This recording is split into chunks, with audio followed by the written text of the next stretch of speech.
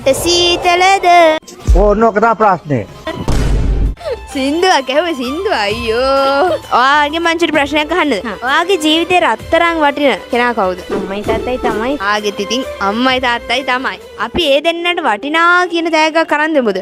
එහෙනම් මම ඔයාලට නියම තැනක් කියන්නම්. හැබැයි ඔයා මීට කලින් අහලා තියෙනවද කියන්නකෝ. මේක ගොඩක් ප්‍රසිද්ධ තැනක්. කොළඹ පෙටාවලත් තියෙනවා, ඩුබායි වලත් තියෙනවා. ඔයා හරියට නම කිව්වොත් මම ඔයාලට දෙනවා චුටි ගිෆ්ට් එකක්.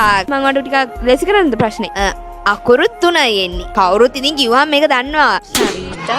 හරියටම කිව්වා. ඔව් ඉතින් කවුරුත් නොදන්න කෙනෙක් නෑනේ නේද? ඔය ඊට කලින් ඒකේ ජුවලරි සරන් තියනවද? නෑ. හරි. දන්නේ නැත්තම් දැන් දැනගන්න. අතේ මුදලට හිතේ හැටියට ගන්න පුළුවන් එකම තැන තමයි සරීස් ජුවලර්ස් කියන්නේ. ඔයා දැන් අපි ෆලෝ පාරක් දාමුද? දාන්න බා.